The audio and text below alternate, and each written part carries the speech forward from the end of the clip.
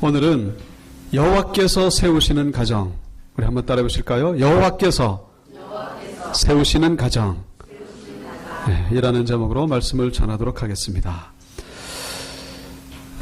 러시아 격언 가운데에 바다에 나갈 때는 한 번 기도하고 전쟁터에 나갈 때는 2번 기도하고 그리고 결혼할 때는 3번 기도해라, 그런 격언이 있습니다. 그 정도로 이 결혼해서 가정을 이룬다는 것이 그만큼 참 신중하게 결정하고 그만큼 중요하다는 것을 우리가 알 수가 있죠. 이 영국의 법 가운데에 한때에 이 국왕이 되는 것은 18살이지만은 결혼의 나이는 20살로 정했던 그런 적도 있었다고 합니다. 그러니까 국왕은 18살에 돼도 결혼만큼은 18살이 아니라 20살이 돼야 된다. 나라를 다스리는 것보다 가정을 다스리는 것이 더 중요하다는 것을 보여주는 그런 예라고 말할 수 있습니다. 이 행복한 가정을 이루는 그런 중요한 영적인 원리를 다른 것보다도 바로 오늘 본문에서 우리가 찾아볼 수 있는데, 그것은 바로 하나님께서 함께 하시는 가정일 때에 비로소 그 가정은 복된 가정이 된다는 것을 우리에게 말씀해 주고 있죠. 1절에 보시면은 여호와께서 집을 세우지 아니하시면 세우는 자의 수고가 헛되며 여호와께서 성을 지키지 아니하시면 파수꾼에 깨어있음인 헛되도다라고 말씀하고 있습니다.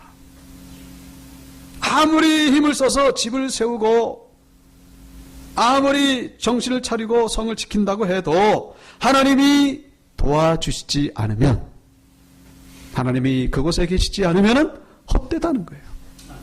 헛되다. 이 헛되다는 이 히브리어 그 샤베라고 하는 단어를 쓰고 있습니다. 샤베. 이 원래 무가치하다 그런 뜻도 있고, 이 거짓되다, 망령되다. 우리 십계명 가운데에 여호와 하나님의 이름을 망령되이 읽지 말라. 그 망령되이에서 샤베라는 단어를 쓰고 있어요. 그리고 9번째 계명이 뭡니까? 내 이웃에 대하여 거짓 증거하지 말라. 이 거짓 증거에서도 샤베라는 단어를 쓰고 있어요. 그러니까 이 샤베라는 단어는 망령되다, 거짓되다. 여러분, 하나님이 함께 하시지 않는 가정은 그렇다는 거예요. 헛되다는 이 표현을 넘어서서 망령되다, 거짓된 가정이다. 너무 좀 극한 표현이 아닐까 그렇게 생각해 볼 수 있겠지만은, 여러분, 요즘 사회적인 큰 이슈 가운데 하나가 바로 동성결혼이죠. 동성부부. 남자끼리 결혼해 가지고 사는 거예요. 그걸 가정이라고 합니다. 여자끼리 결혼해 가지고 가정을 이뤄서 그걸 또 가정이라고 합니다. 우리 그리스도인들의 입장에서 어떻습니까? 그거는 어떻게 뭐예요? 망령된 거죠. 한마디로 그건 거짓된 거예요. 그거는 헛되다는 그 표현을 넘어서서 망령된 것입니다. 어떻게 그게 가정이 될 수 있습니까? 놀라운 것은 지금 전 세계 20개국 가운데에 동성결혼을 허용하고 있습니다. 그 나라 가운데 얼마나 많은 사람들이 지금 그렇게 남자끼리 여자끼리 부부로서 살아가고 있겠습니까? 지금 그게 지금 현실입니다. 여러분, 모든 믿지 않는 가정이 다 그렇게 된다는 것은 아니지만은, 영적인 원리에서, 영적인 시각에서 보면은 믿지 않는 가정이나 동성부분 가정이나 같은 맥락에 있다는 사실, 이걸 기억하셔야 됩니다. 헛되다는 거예요. 뭐가 헛되다는 거예요? 하나님이 계시지 않는 가정은 헛되다는 것입니다. 거짓되고 망령되이 그렇게 나아갈 수가 있다는 것을 우리에게 말씀해 주고 있는 것이죠. 오늘 이 1절과 2절에 이 헛되다는 단어가 무려 3번이나 나옵니다. 헛되며 헛되도다 헛되도다. 이 히브리어 단어의 그 단어를 3번이나 반복한다는 건요, 이보다 더한 그런 상태는 없다는 것을 얘기하는, 아주 최고로 그렇다는 것을 말하는 그런 것을 의미하는 것입니다. 가장 헛되다 그런 얘기죠. 이 솔로몬이 왜 이렇게 헛되다는 것을 강조하고 있겠습니까? 그만큼 집을 세운다는 것, 가정을 세운다는 것, 그만큼 그것이 중요하다는 것을 우리에게 말해주고 있는 것이죠. 수업 시간에 선생님이 중요한 대목을 뭐라고 얘기합니까? 거기다가 별표를 몇 개 쳐라? 5개 쳐라? 10개 쳐라? 강조하고 있는 거예요. 이 헛되다는 표현이 성경에 여기밖에 없어요. 그 잠언전도서 외에는. 이렇게 반복되어 나오는 데는 여기밖에 없어요. 그만큼 가정이 중요하다는 것이죠. 우리는 여기서 한 가지 더 좀 흥미로운 사실을 발견하게 되는데, 이 솔로몬이 이렇게 헛되다는 표현을 쓰고 있는 것은 자신이 그것을 경험했다는 것을 우리에게 말해주고 있는 것입니다. 솔로몬은 어떤 사람입니까? 솔로몬 하면 떠오르는 단어가 부귀영화죠.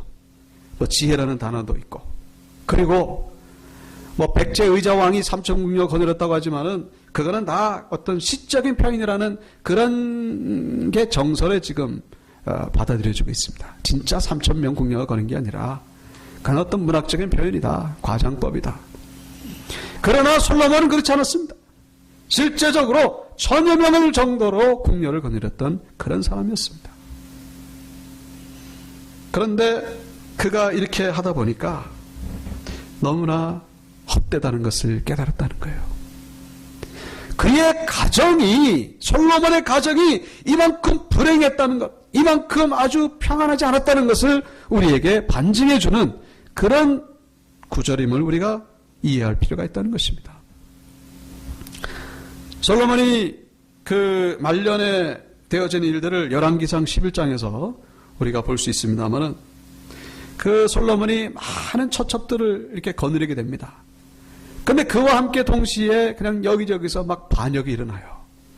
르닷이라는 사람이, 하닷이라는 사람이 일어나고, 또 르손이라는 사람이 반역을 일으키고, 그리고 결정적으로 여로보암이라는 사람이 반역을 일으켜가지고 그 솔로몬 아들 때에 결국 이 나라가 북이스라엘, 남유다로 갈라지게 되는 것을, 아주 그런 결정적인 계기를 마련하게 된 것을 볼 수가 있습니다.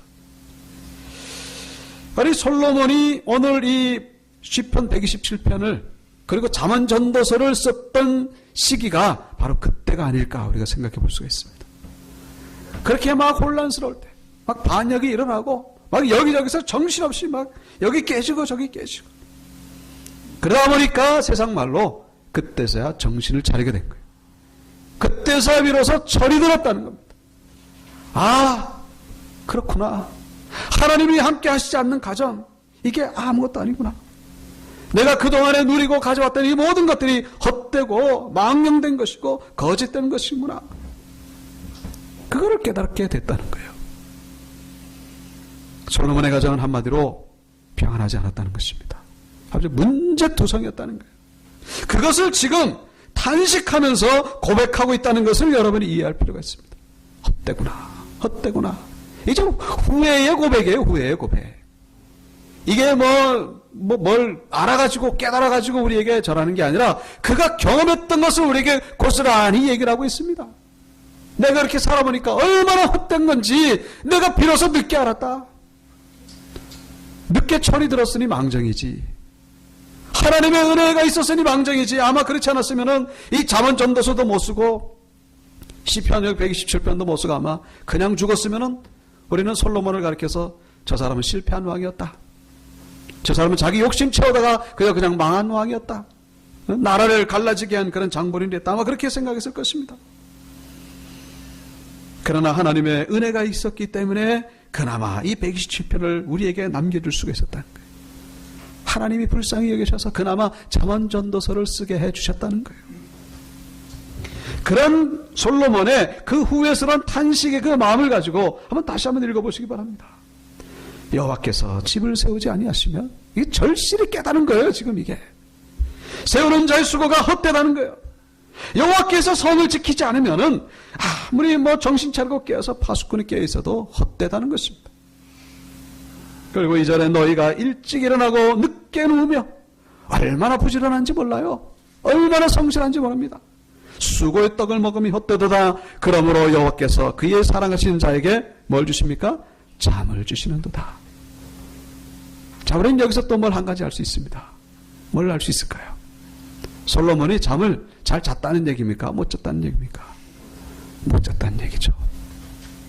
잠을 잘 자는 사람은 이런 얘기를 쓸 이유가 없어요. 잠을 잘 자는 사람은요, 잠에 대해서 관심이 없습니다. 잠이 뭐 어때서? 잠이 뭔데? 관심이 없어요. 잠에 대해서는. 잠에 대해서 관심 있는 사람은 누구냐? 잠 못 자는 사람, 불면증에 걸린 사람. 이런 사람은요, 잠 잘 자는 사람이 그렇게 부러울 수가 없어요. 그렇게 부러울 수가 없어요. 밤이 오는 게 두렵습니다. 저도 지금은 안 그렇습니다만은 청년 시절에 이것저것 고민하는 꽤 많던 그런 시절에 제가 한 일주일 정도 잠을 못 잤던 그런 적이 있습니다. 그때는 밤이 돌아오는 게 무서웠습니다. 이 밤을 어떻게 견뎌야 되는가. 여러분, 오늘 이 솔로몬이 이 잠에 대해서 언급하고 있다. 이건요, 그만큼 잠 못 이루는 밤이 많았다는 것을 말해주고 있는 거예요. 잠에 대해서 언급하는 사람은요, 솔로몬밖에 없습니다. 이 성경 어디에도 잠이라는 단어는 몇 군데 나와요. 그러나 잠을 잘 잤다 못 잤다 이거는 잠언전도서와 이 여기밖에 안 나옵니다. 잠언전도서도 솔로몬이 썼잖아요. 이 무슨 얘기입니까? 그렇게 불면증에 시달렸던 아주 대표적인 사람이 바로 솔로몬이었다는 거예요. 솔로몬. 얼마나 불행한 사람입니까? 겉에서 보면은 저 사람 행복하겠다. 없는 게 없으니까 저 왕궁에서 먹을 것도 많고 거느린 여자들도 많고 재산도 많지. 그 부러움의 대상이 되는데 속을 들여다보면 그게 아니었다는 거예요. 속을 들여다보면 가정은 평안하지 아니하고 그냥 그의 심령은 아주 얼마나 잠을 못 이루는지 속이 썩어 들어가고 있었다는 것입니다. 그게 바로 솔로몬의 그 실체였다는 것입니다. 고난의 대명사 그러면 누굽니까? 욥이잖아요. 욥기 어디를 찾아봐도 욥이 잠을 못 잤다는 얘기는 없어요. 네? 욥은 잠만 잘 잤습니다. 그냥 다른 게 좀 고통스러웠지. 그러나 솔로몬은 그렇지 않았어요.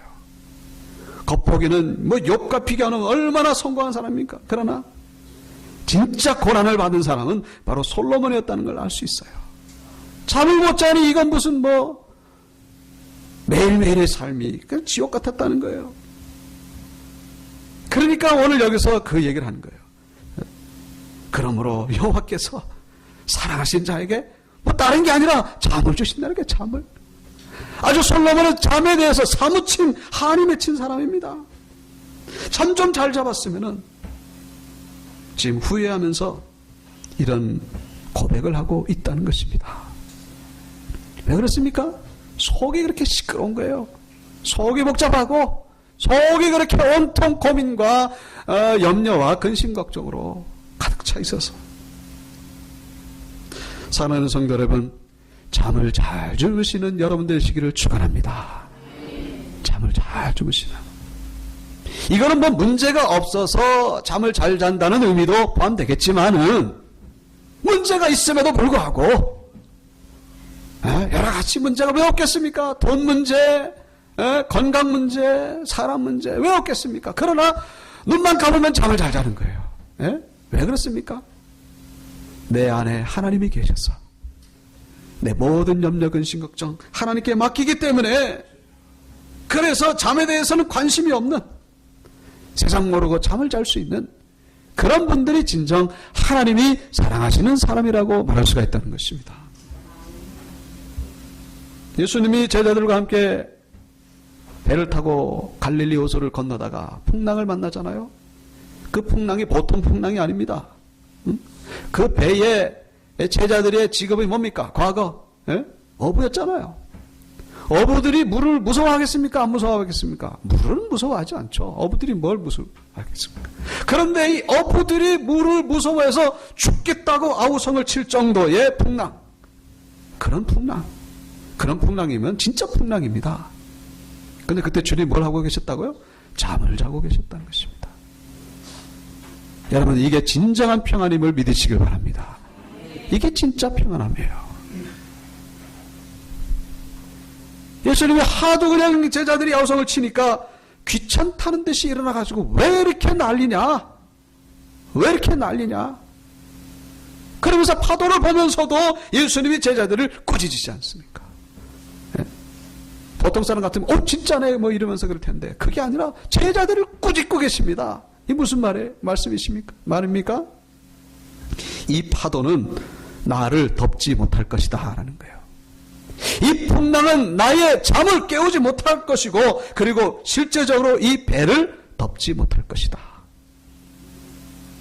내가 있으니까 안심하라는 거예요. 여기서 능히 구원함을 받고 안전하게 빠져나갈 수 있을 것이다. 이 얘기를 주님께서 말씀하고 계신 것입니다. 여러분의 삶 가운데 풍랑이 있습니까? 주님의 잠을 자게 되기를 축원합니다. 예? 이게 경제적인 풍랑, 질병의 풍랑, 관계 풍랑 다 오더라도 주님이 함께 하시면 그냥 평안한 거예요. 근데 평안함으로 끝나는 게 아니라 어떻게 해요? 잔잔해진다는 것입니다. 주님을 모실 때에 내 주변의 모든 것들이 정상으로 회복이 될 수 있다는 것입니다.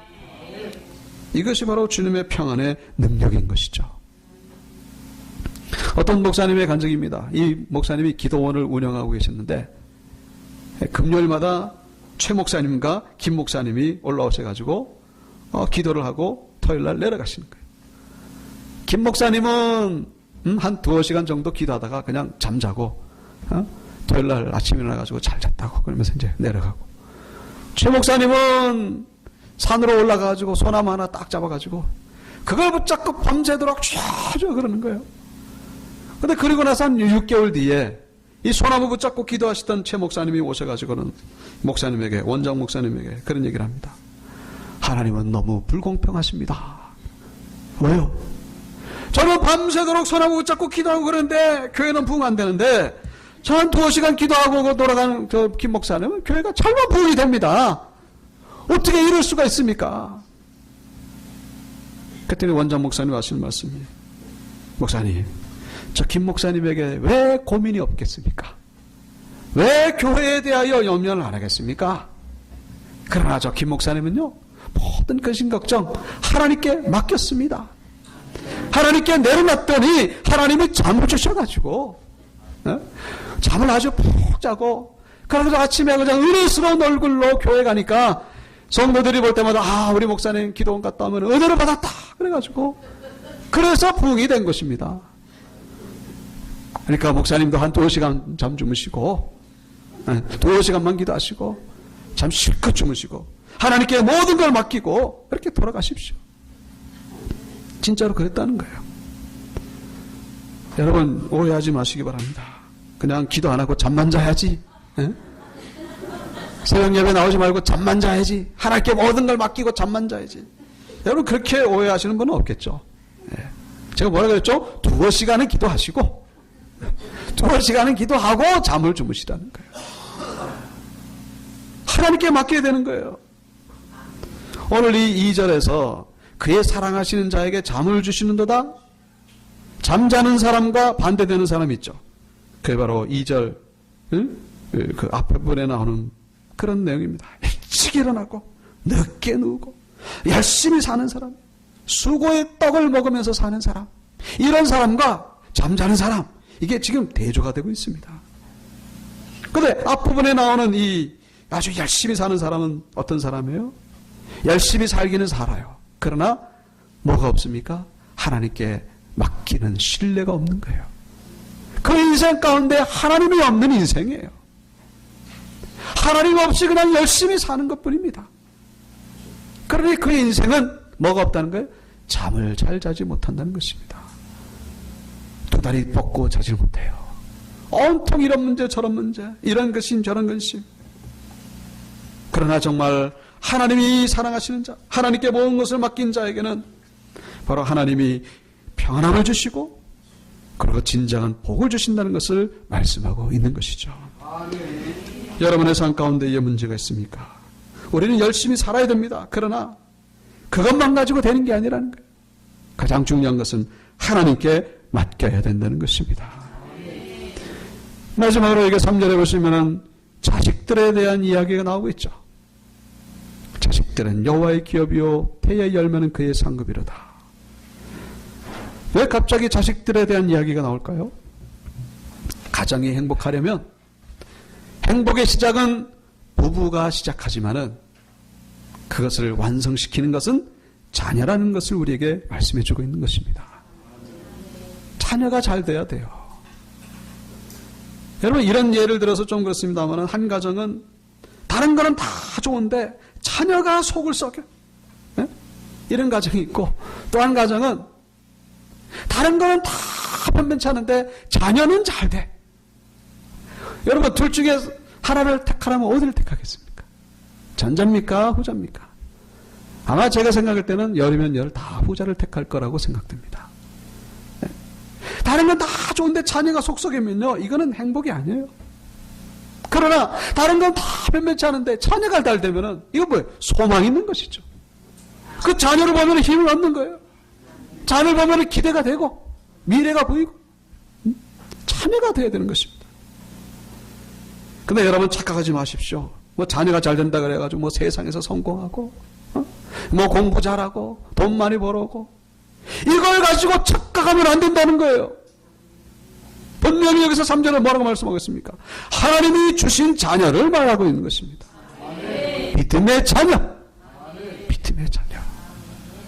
믿음 안에서 자녀가 잘 자랄 때에 그때 비로소 행복이 주어지는 것이지 세상적인 성공 이거 가지고 그런 착각 속에 빠진 우리 그리스도인들이 얼마나 많은지 모릅니다. 그래 놓고 성공했다고 생각하는데 천만의 말씀입니다.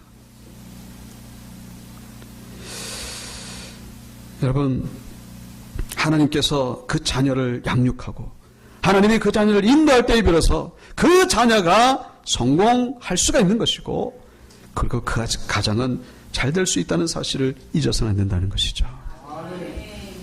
그 자녀를 보면요 그 부모를 알게 됩니다. 특별히 뭐 세상적으로 성공했냐 이게 아니라 그 자녀의 심성, 그 자녀의 영성 이것은 부모에게 책임이 있다는 사실을 잊지 마시기 바랍니다. 네? 우리가 자녀를 얼마나 인격적으로 양육했느냐 그것이 자녀에게서 드러날 수가 있다는 것입니다. 물론 특별한 예외는 있겠지만은 그러나 대부분이 그렇다는 거예요. 여러분 하나님이 우리 자녀를 양육시키지만은 우리 부모가 해야 될 일이 있습니다. 뭐냐? 인격적으로 양육을 시켜야 된다는 것이죠. 인격적으로. 그리고 믿음으로 양육하시기 바랍니다. 그럴 때에 이 자녀들은 어떻게 됩니까? 여기 장사의 수중에 화살 같다라고 말씀하고 있죠. 이 장사에게 이 화살은 무기지 않습니까? 근데 화살이 얼마나 많은지 그것이 5절에 보면 가득할 때에 화살통에 화살이 가득할 때에 얼마나 마음이 든든하겠습니까? 하나님의 통치를 받는 그 가정의 자녀들은 이런 복이 있는 것이고 그 가정에 이런 복이 주어진다는 것을 말씀하고 있습니다. 세브란스 연세대학교 세브란스 병원에서 일어났던 그 치유의 기적을 담아놓은 그런 책이 있습니다. 쿵쿵 다시 뛰는 생명의 북소리. 여기 보시면은 최수정이라고 하는 그런 이 이화여대에서 한국무용을 전공한 그런 청년이 있습니다. 2011년도에 동아무용 콩쿠르대에서 금상을 수상하기도 하고. 근데 대학원을 들어갔습니다. 그 신입생 오리엔테이션 참여하려고 가다가 버스에 부딪혔어요. 그래가지고 이 그 두개골골절, 광대뼈 함몰, 코뼈, 눈썹뼈, 어깨뼈, 갈비뼈가 다 골절되고 폐가 찌르는 그런 위중한 상황, 완전히 무의식 상태가 됐습니다. 그래서 병원에 이제 그 실려 갔는데 의사가 하는 말이 살아날 확률은 10%고 그리고 살아난다 해도 식물인간이 될 것입니다. 그럼 다행히 그 부모들이 믿는 부모들이었어요. 뭘 해야 되겠습니까? 그렇죠. 뭐 다른 거 없죠. 기도 외에는 뭐가 있겠습니까? 그러니까 중환자실에 있으니까 하루에 2번만 들어가서 기도를 하는데 의사가 하는 말에 더 이상 가능성이 없습니다. 그냥 일반 병실로 옮길 테니까 그냥 거기서 병간호하시라고. 살아날 가능성이 없으니까 그래서 일반 병실에 그냥 무의식 상태로 있습니다. 그래서 어머님이 24시간 내내 기도를 합니다. 3주가 지나도 의식이 돌아오지 않습니다. 그러다가 4주째에 하나님의 은혜 가운데에 의식이 돌아왔습니다. 기도하고 가는 데에 의식이 돌아왔습니다. 그 담당 의사가 와가지고 이런 일은 기적이라고 밖에는 설명할 길이 없습니다. 어머님의 기도에 하나님이 응답하셨네요. 그래서 이 어머님이 좀 욕심이 나가지고 물었다는 거예요. 또 무용할 수 있겠습니까? 의사가 하는 말이 식물인간 안 된 것만으로도 감사하십시오. 어떻게 무용을 할 수 있겠습니까? 근데 무용을 했을까요? 안 했을까요? 놀라운 것은 11월 달에 퇴원을 하고 그 다음 해에 온몸이 자유롭게 돼가지고 지금은 무용으로 하나님 앞에 영광을 돌리고 있다고 하는 그런 간증이 실려 있습니다. 할렐루야. 하나님께서 고치신 줄로 믿습니다. 하나님이 함께 하실 때에 이 자녀로 인하여 복을 누리고 있는 거예요. 여러분, 자녀 때문에 가정이 지옥이 되기도 하고 가정이 천국이 되기도 합니다. 네? 근데 천국이 되려면 어떻게 됩니까? 하나님이 함께 하셔야 된다는 것입니다. 여러분이 믿음의 모델이 되시길 바랍니다. 믿음의 자녀들에게 선구자가 되시길 바랍니다. 기도하시고 예배에 힘쓰시고 그래서 여러분을 통하여 자녀들이 잘 되고 그래서 여러분의 가정이 복된 가정이 되기를 주님의 이름으로 축원합니다. 축원합니다. 우리 일어나셔서 찬송